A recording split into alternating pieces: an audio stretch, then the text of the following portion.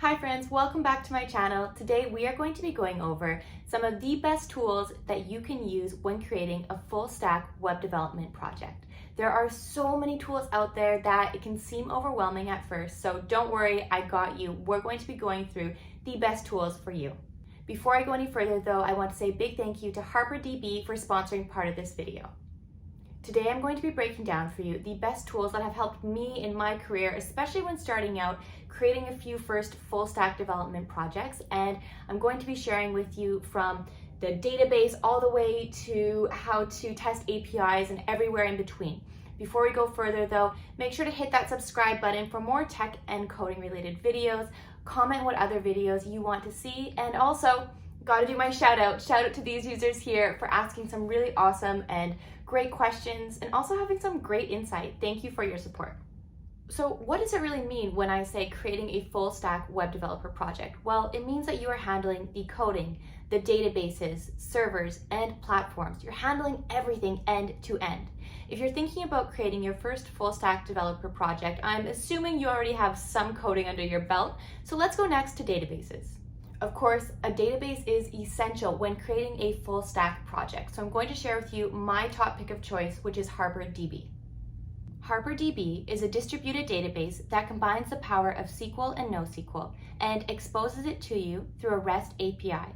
And the best part is you don't need to learn a new database language to work with it. You can do everything you need to do with your existing skills. HarperDB is entirely focused on speed and ease of use. It's built for devs of any skill level and great for those who are learning how to code. The HarperDB Management Studio enables users to install, design, cluster, and manage databases without writing a line of code in one sleek interface. The studio includes resources like example code, SDKs, and drivers, such as this great React hook for accessing HarperDB. It's perfect for use cases like rapid app development, integration, edge computing, and real-time analytics. HarperDB Cloud, their managed service, has a free forever tier, or you can use the code Tiff for $250 that goes towards credits for any of their paid tiers. Also, I have a link down in my bio so you can sign up for HarperDB for free.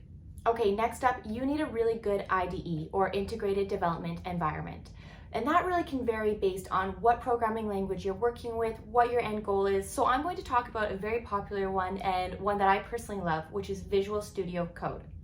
Visual Studio Code is great for anyone who is looking to build a full stack web development project that you can both write your code in, debug it in. There are so many different plugins for VS Code too that pretty much anything that you need or want, you can add or install a plugin for, and there you go. Once again though, it really depends on what language you are learning that you will pick an IDE that's based on that for. Although it doesn't really matter, but for example, if you are learning PHP, I used PHP Storm when I program in PHP.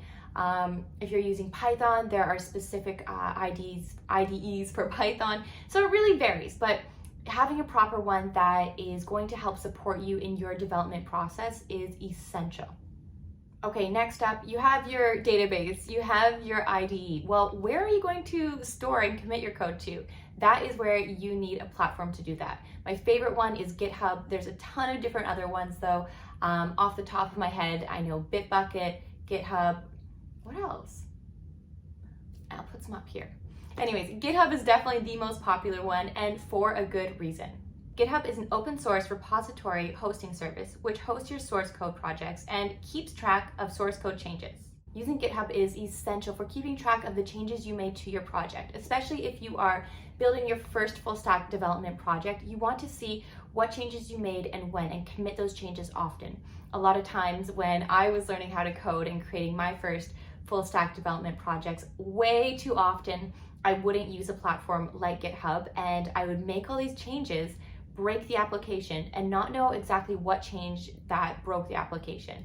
And of course, you know, as you get better and more experienced as a developer, that will happen, that you can still solve that problem. But when you're first starting out, it's really nice to be able to see all the changes that were made and kind of break it down from there as to maybe what broke your application, or just to have a history and a log of what you are doing. Not to mention, if you are someone who is wanting to get a job through full stack development, having a GitHub is a great place to put your projects as almost a portfolio to show potential employers. Okay, so next up, you're definitely going to want some APIs connected to your project. And how do you test these APIs? Well, my personal favorite is Postman. Postman is a well-known HTTP client which allows you to share, test, and document APIs. It has a really friendly user interface, so whether you are just beginning and it's your first full stack development project, I feel like Postman is a great way to go because it kind of directs you from step to step. You can select kind of whether you're getting, deleting, whether you are updating, all of the above you can do with Postman, everything. And it's a great way to visually see what data you are getting back as well. Also, I really like how you can export collections with Postman, so if you are working in a team setting, you can easily share those API requests. Okay, so now we have our code, we have our database, we have our IDE, and we have our Postman, our testing platform for API calls. What's next? Well, we need a place where we can host this. And there are so many different hosting platforms out there. One of the popular ones, especially when you are just starting out, is Heroku. Heroku is a cloud platform as a service, so PaaS, which allows you to deploy your web application. Heroku gives you a ready environment for application deployment, so you don't really have to worry about the underlying things that are going on or the infrastructure. You can simply connect your project to Heroku. They have like pretty much a step-by-step tutorial on how to do it, and it's really exciting, especially if you're creating your first development project, to see it come on screen and come to life. I know when I created my first one, the first person I sent it to was my mom, and it was so slow. Like, it would take 5 to 10 seconds for the site to load. She's like, Mom, just wait, this is going to be amazing. And it was this really, really, I don't even know if I still have it. If I do, I will show you, but it's not good. You gotta start somewhere. And she was so excited and she thought it was the greatest thing. It's just a really good feeling when you deploy your first project, and even though it might not be world-renowned or the best project out there, it really shows you of what you are capable of and the potential with it, the potential with code and these skills that you are learning along the way. Okay, and that last point I made about my site running so slow brings me to my next topic, which is optimization tools. You need to have some tools on hand that you can utilize to ensure your site is acting at the optimization or the optimal speed, the optimal user experience. The first one I want to talk about is Page Speed Insight. Page Speed Insights reports on the performance of a page on both mobile and desktop devices and provides suggestions on how that page may be improved. This is something I clearly did not have when I first started my full stack project, and I wish I did, because honestly, I don't know what the statistic is, but I think it's after 1 or 2 seconds, if the page doesn't load, the user will just give up on you completely. So it's very important that you are optimizing and checking the optimization of your page or your site. And one of the main reasons that your site might be taking forever to load is oftentimes unoptimized images. So if you have large images that could be optimized to a smaller scale, it's actually will make a huge impact onto how quickly your site will load. There are 2 resources for this one that I really love and still use today. One is Tiny PNG and one is Tiny JPEG. So these online tools, they let you optimize your PNG and JPEG images. The resulting images require fewer bytes to store the data, and the effect is nearly invisible to the user but will make a huge difference.